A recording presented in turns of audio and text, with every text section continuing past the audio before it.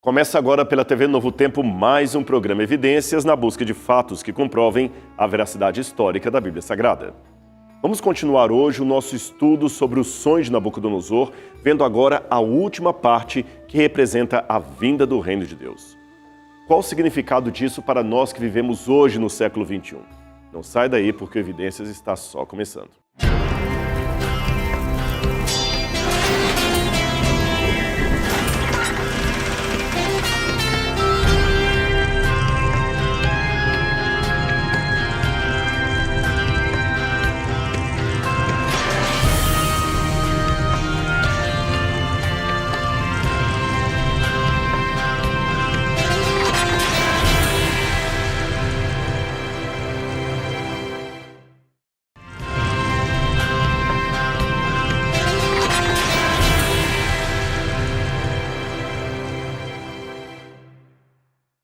De volta com o programa Evidências, eu quero oferecer para você mais uma vez o Guia de Estudos Evidências, preparado com todo carinho para você e sua família. E para adquiri-lo completamente grátis, basta ligar para a gente, 0 Operadora 12 21 27 3121, ou se preferir, você pode entrar no site biblia.com.br. Ou ainda, no QR Code que aparece aí na sua tela, você pode preencher um cadastro e o guia chegará em sua casa, em qualquer lugar do Brasil.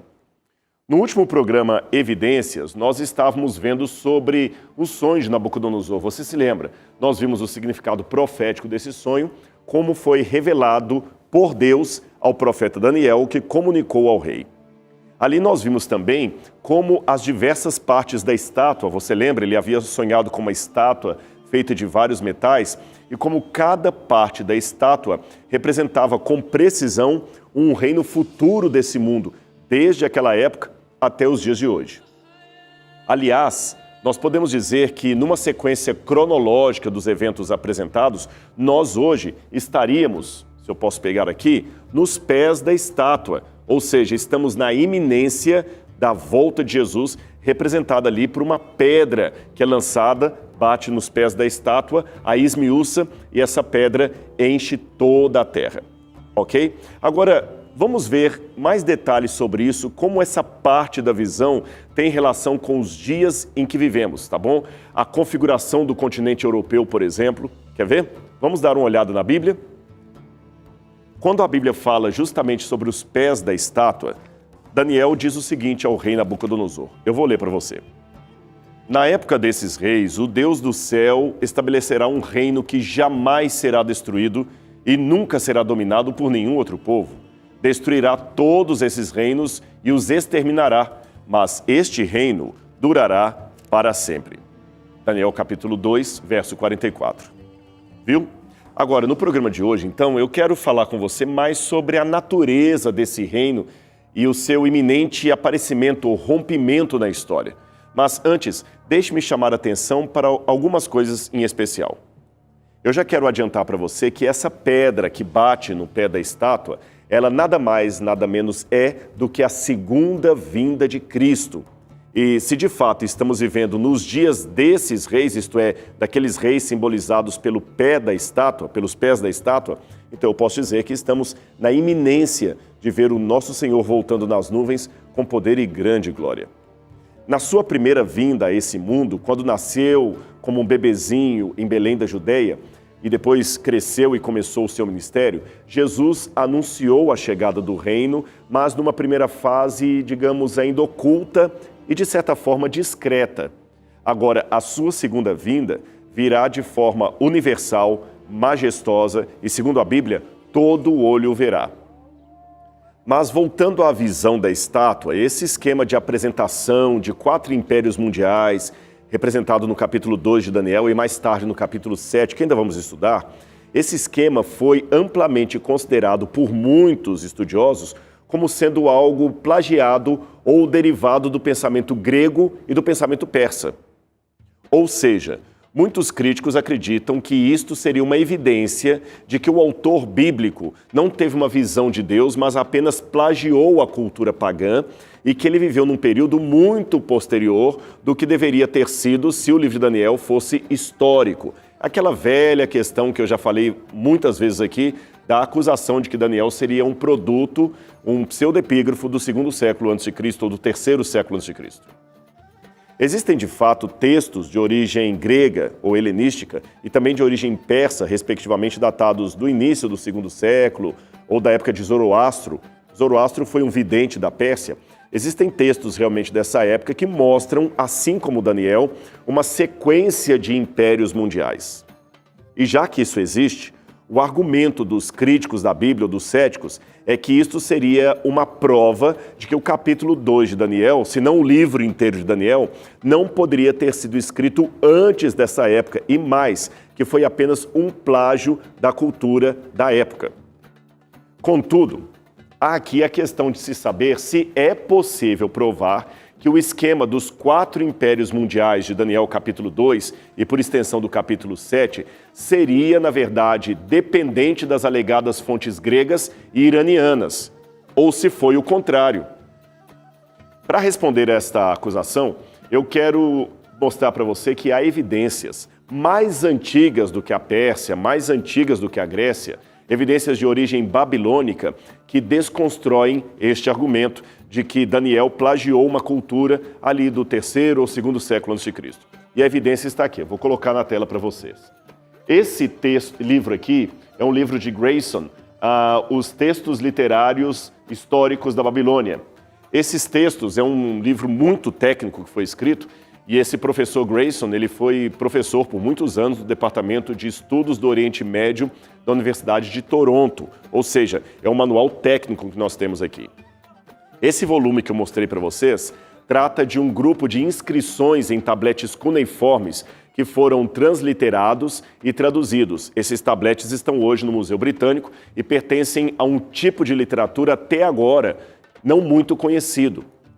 Esses textos são chamados de profecias acadianas. Na verdade, eles são um conjunto de 5 profecias da antiga Mesopotâmia, conhecidas como a profecia de Uruk, a profecia dinástica, a profecia de Shalgi, a profecia de Marduk e um texto denominado texto A.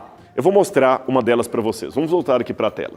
É esta aqui. Você vê que ela tem a forma de um retângulo e ela está escrita nos 4 cantos ali, nos 4 cantos. Esta aqui é a chamada profecia de Marduk.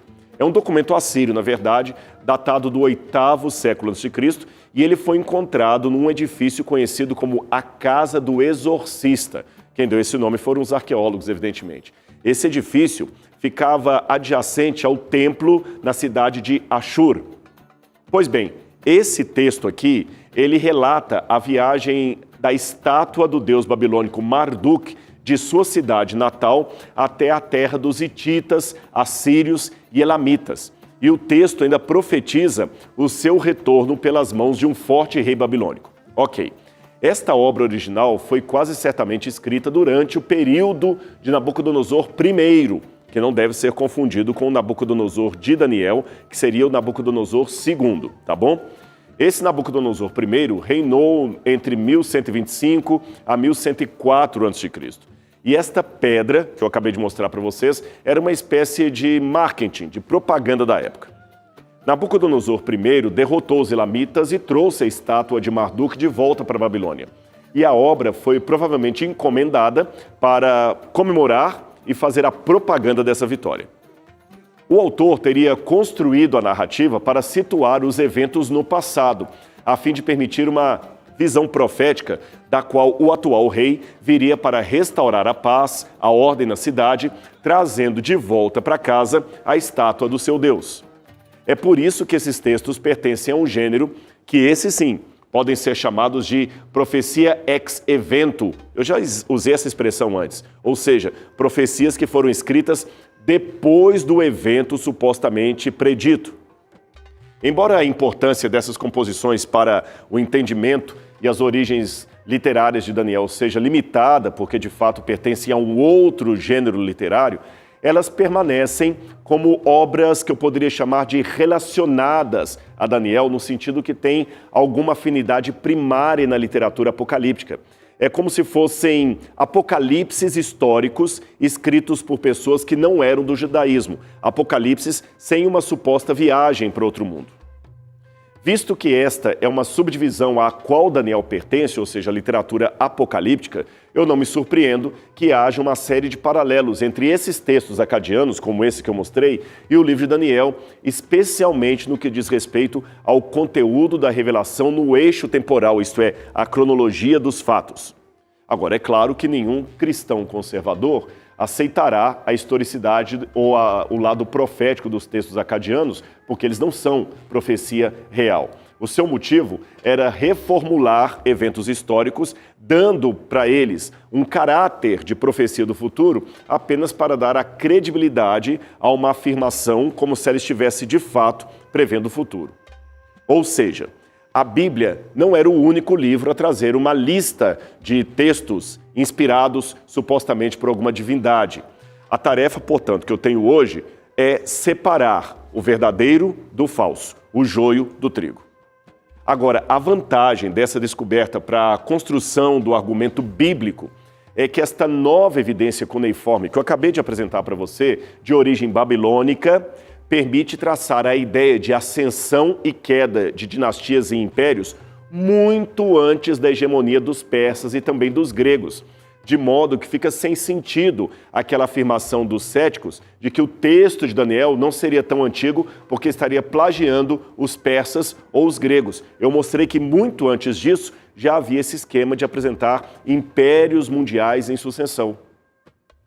Aliás, esses textos também apresentam não somente uma sucessão e queda de impérios, mas também fala de 4 reinos, que nesse caso aqui seriam a Assíria, a Babilônia, a Pérsia e a Grécia.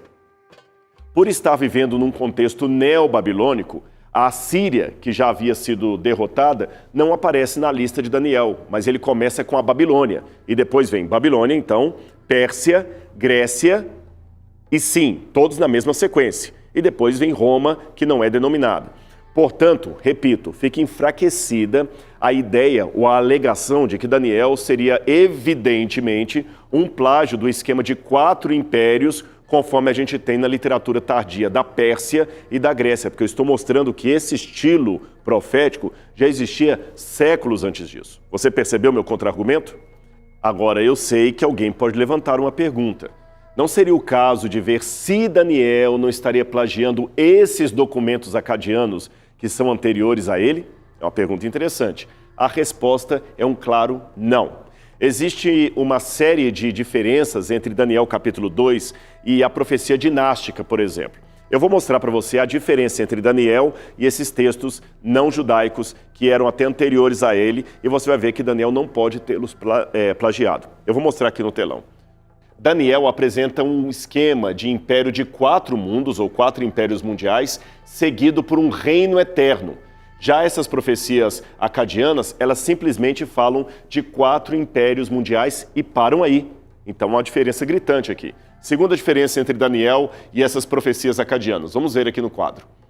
Em segundo lugar, há uma deterioração de um império para o outro. Você percebeu que em Daniel, os metais da estátua vão caindo de valor. Já nessas profecias acadianas, existe uma alternância de impérios bons e maus, elevados e menos elevados, mas não uma queda entre eles. Terceira diferença literária. Vários períodos de reinados de reis no texto babilônico, mas não apresenta nenhum período em Daniel capítulo 2. Mais um. Nenhum clímax escatológico existe nos textos babilônicos. Mas um tema dominante em Daniel é justamente a escatologia. Daniel apresenta escatologia, as profecias acadianas, babilônicas, não. Outra diferença, Daniel capítulo 2 é uma visão apocalíptica de um sonho, mas a profecia dinástica da Babilônia seria apenas um tratado político. Como você vê, aqui há muitas diferenças. Essas diferenças literárias, quando a gente olha do ponto de vista técnico, tornam o empréstimo literário direto de Daniel por esses textos uma coisa improvável do ponto de vista técnico do empréstimo literário. Agora, o novo texto babilônico parece demonstrar que havia um protótipo comum no Oriente Médio de um esquema profético de reinos, dinastias ou impérios sucessivos. Aí qual que é a interpretação que eu dou? Isso pode estar, de certa forma, refletido no capítulo 2 de Daniel. mas funciona apenas como uma forma única de ver a história e não um plágio de Daniel por esses textos. Você percebeu? Com base nesses insights e essas evidências de comparação literária, eu posso dizer que, apesar de terem um mesmo pano de fundo comum, o capítulo 2 de Daniel não dependeu nem de fontes babilônicas, nem de fontes persas, nem de fontes gregas, tá bem? Muito menos que ele seria de uma época posterior. O capítulo 2 é parte da reflexão do antigo Oriente Próximo, dos reinos sucessivos nos quais ele se encaixa perfeitamente. Ou seja, o cenário de Daniel está de acordo com a época do cenário babilônico de uma época anterior. Em outras palavras, Deus, ao dar a sua visão ao rei Nabucodonosor, simplesmente partiu do conhecido para o desconhecido. Daí as semelhanças. Deus falou numa linguagem que o rei e os babilônicos poderiam compreender a partir, é claro, da interpretação dada por Daniel. A profecia dinástica, que eu acabei de mostrar para vocês, demonstra a percepção babilônica de impérios mundiais que governariam aquela área, a começar da Assíria, da Babilônia, propriamente dita, da Pérsia e da Macedônia, ou Grécia. Logo, isso equivale a dizer que, ainda que hipoteticamente, Daniel capítulo 1 a 6, se fosse mesmo de origem babilônica, seria de se esperar que ele tivesse esse pano de fundo, que compartilhasse essa mesma percepção de impérios que governariam a Babilônia, especialmente como diz no conteúdo da revelação que eu chamaria de eixo temporal. Em outras palavras, as semelhanças entre Daniel e essa literatura estão mais a favor da historicidade de Daniel no 6º século a.C. do que contra a sua historicidade. Assim, começando com a Babilônia, que seria o império dominante, os demais impérios de Daniel seriam a Pérsia, a Macedônia. Isso explica em parte porque a China e a Índia não fazem parte desse esquema profético de Daniel, porque o eixo temático dele era ali a Mesopotâmia. E o seu foco estaria preocupado em anunciar o reino de Deus. E depois da Macedônia, ou Grécia, viria um outro reino que ele não é denominado, mas nós sabemos que seria o Império Romano. Mas antes de falar desse reino eterno propriamente dito, aquele que vem pela pedra dos sonhos de Nabucodonosor, eu ainda quero mencionar mais uma problemática para você. É porque eu disse que essas profecias acadianas podem sim ser descritas como tipo de vaticínio ex evento, ou seja, elas foram escritas num período tardio para aparentar a previsão de algo que na verdade já havia acontecido. Seria como se hoje eu escrevesse, vamos imaginar, um texto supostamente profético, anunciando a morte de Tancredo Neves e jogasse esse texto artificialmente para antes de 1984, o ano do acontecimento. Mas como eu posso dizer que esses livros acadianos são profecias ex-evento e Daniel seria o único ante-evento, isto é, aquele que realmente foi escrito antes de se cumprir? Percebeu? Essa é a pergunta. Afinal, mesmo em um nível superficial, a existência de muitos desses textos significa a probabilidade de que Daniel também seria uma profecia apenas alegórica em relação ao futuro. Em outras palavras, por que eu digo que Daniel é uma profecia verdadeira e os textos acadianos não? Em primeiro lugar, eu já apontei para você vários erros das profecias acadianas. Por exemplo, elas falam que Dario venceria Alexandre, e que o filho de Nabucodonosor, Evil-Merodach, ficaria para sempre no comando da Babilônia. Daniel desmente essas passagens e a história mostrou que era Daniel que estava certo e não as profecias acadianas. Mas eu admito que essa ainda não é a resposta completa. Devemos nos lembrar também que essas profecias acadianas de sequências de impérios que dominariam o mundo, começando pela Assíria e terminando com a Grécia, param ali. Mas Daniel não. Daniel começa com a Babilônia, termina com o 4º império, que não é mencionado nos textos cuneiformes, que são unanimemente claros em apontar apenas aquele reino da Macedônia. Daniel segue num reino seguinte, que a gente sabe que é Roma, e estende a sua profecia para anos adiante. Isto demonstra que, diferente dos textos pagãos, Daniel foi o único escrito antes do evento acontecer. Como eu mostrei também em programas anteriores, quando eu apresentei as cópias de Daniel que foram encontradas entre os manuscritos do Mar Morto, mostrando que o mesmo já estava editado e em circulação muito antes de Roma se tornar um império mundial. Aliás, muito antes até do nascimento de Júlio César. Com isto em mente, eu posso dizer que Daniel é um livro de profecia. Aliás, sem contar que há em Daniel prognósticos que só se cumpriram a partir do 1º século depois de Cristo. Ou seja, definitivamente, esses acontecimentos depois de Cristo mostram que Daniel foi escrito antes do cumprimento daquela profecia. Outra coisa que me chama a atenção em comparar essas profecias acadianas com as profecias de Daniel é que elas falam de um futuro, é verdade, mas de um futuro imediato, de um monarca reinante, e o ideal é estabelecer a família daquele monarca no poder. Não há nesses textos acadianos nada que se semelhe àquilo que nós chamamos em teologia de escatologia bíblica, isto é, uma doutrina do fim dos tempos. Aliás, o próprio professor Grayson, que publicou aqueles textos, ele enfatizou que não há evidência de qualquer tipo de escatologia numa profecia babilônica. Escatologia, como eu falei, é aquela doutrina que fala dos eventos últimos da história da humanidade. Em outras palavras, o juízo final. Isto não existe nas profecias babilônicas. Aliás, na verdade, não havia nem a palavra história na língua acadiana. O futuro ideal para eles era apenas o futuro imediato e longo de um rei piedoso. Nada além disso. Esta falta de sentido, de uma metanarrativa, ou até mesmo de um objetivo final para a história, marca uma grande e extraordinária diferença entre esses textos babilônicos e a sua contraparte bíblica. O objetivo da história, a filosofia da história, de acordo com Daniel, é a vinda do reino de Deus, que na visão do sonho do rei é representada por aquela pedra cortada de uma montanha que bate onde? Você se lembra no programa anterior?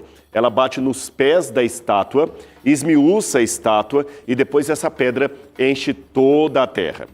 Olha o que diz a Bíblia. Mas nos dias daqueles reis, isto é, dos reis que viveriam na época representada pelos pés da estátua, isto é, ele está falando da divisão que se seguiria ao Império Romano. Nos dias desses reis, o que equivale à nossa Europa atual, o Deus do céu estabelecerá um reino, escreveu Daniel, um reino que jamais será destruído, nem será deixado para outro povo. Depois você lê aí, Daniel capítulo 2, verso 44. Agora veja que curioso. Considerando que um rei e um reino sucederiam um ao outro, um dia viria em que Deus haveria de estabelecer um reinado eterno, que nunca seria cedido a qualquer outro poder terreno ou mundano, porque este, de acordo com a vontade divina, duraria por toda a eternidade. Este era um pensamento profundo demais para a corte de Nabucodonosor e para os videntes da Babilônia daquela época. Enquanto os reinos anteriores foram vencidos pela tempestade dos tempos, pelas batalhas, este reino eterno nunca seria anulado por qualquer outro poder terrestre ou tempestade. Ele seria um governo e um reinado do Messias, um reinado para todos e para todos sempre, representado, como eu falei, por uma pedra e não por um ramalhete de flores que logo murcha. O próprio Cristo é descrito na Bíblia como sendo a pedra, a rocha fundamental. Ele é aquele que representa o reino vindouro. E, aliás, esse reino foi anunciado por João Batista e pelo próprio Jesus de Nazaré nos Evangelhos. Quer ver? Vamos abrir aqui a Bíblia nos Evangelhos. E naqueles dias apareceu João o Batista pregando no deserto da Judeia e dizendo: arrependei-vos, porque é chegado o reino dos céus. Mateus capítulo 3, versículos 1 e 2. Depois, o texto de Mateus continua dizendo o seguinte, preste atenção. E Jesus percorria por toda a Galileia, ensinando nas sinagogas deles, pregando as boas novas do reino e curando todas as enfermidades e doenças entre o povo. Mateus capítulo 4, verso 23. É até provável que Jesus estivesse fazendo uma referência ao livro de Daniel, quando, após citar o Salmo 118, versos 22 e 23, Jesus fez uma declaração interessante que está aqui em Mateus capítulo 21, verso 44. Preste atenção. Quem cair sobre esta pedra será despedaçado, mas aquele sobre quem ela cair será esmagado. Percebeu? A entrada de Cristo na história será aquela que trará um julgamento devastador, mas também trará o reino de Deus, que durará para sempre. Mas note alguns detalhes importantes desse quadro simbólico de Daniel. Aquela pedra que Nabucodonosor viu no sonho, ela vinha cortada de uma montanha. E depois que ela cai, ela mesma se transforma numa montanha. Depois você lê na Bíblia, Daniel capítulo 2, versos 34 e 35. O começo da pedra se torna o fim dela e vice-versa. Parece ser este um símbolo apropriado para falar da presença de Deus na história, do rompimento do reino de Deus na história. Quer ver? Olha que interessante que diz a Bíblia. Senhor, quem habitará no teu tabernáculo? Quem morará no teu santo monte? Salmo 15, verso 1. Você percebeu? O monte é o lugar do reino de Deus. Outra passagem. Porque no meu santo monte, no monte alto de Israel, diz o Senhor Deus, ali me servirá toda a casa de Israel, toda ela naquela terra. Ali me deleitarei neles, e ali requererei as vossas ofertas alçadas, e as vossas primícias das vossas oblações, com todas as vossas coisas santas. Ezequiel 20, verso 40. Você percebeu? Além do significado geográfico, literal, o termo monte ou montanha na Bíblia também é usado simbolicamente para representar estabilidade, poder, reino de Deus. Você tem isso, por exemplo, no Salmo 30, verso 7. Às vezes, montanha também pode ser um obstáculo, como em Zacarias 4, verso 7, ou montanha também significa o próprio poder de Deus, Salmo 121, versos 1 e 2. A Bíblia também fala que Deus removerá todos os obstáculos através da sua redenção, quando a sua salvação for completa. Isaías 40, verso 4 diz, e toda montanha e colina serão rebaixadas. Agora, além desse quadro simbólico da pedra, o reino de Deus, que vem cortada de uma montanha, bate no pé da estátua e ela mesma se torna uma montanha, uma parte que me chama ainda a atenção é o fato que Daniel, capítulo 2, 34, diz que essa pedra foi cortada sem auxílio de mãos. Isso quer dizer que o reino de Deus, a segunda vinda de Cristo, não significa resultado da ação humana, mas é obra da soberania de Deus. E nós aguardamos a volta do Senhor. Bem, o programa Evidências de hoje fica por aqui, à espera da volta de Cristo e chamando a todos para se prepararem para o encontro com o nosso Salvador. Não perca, portanto, o nosso próximo programa semana que vem para continuarmos estudando mais detalhes sobre esse maravilhoso livro, o livro de Daniel. Que Deus abençoe você. A gente se encontra aqui na TV Novo Tempo, o seu canal da esperança. Um abraço e até lá!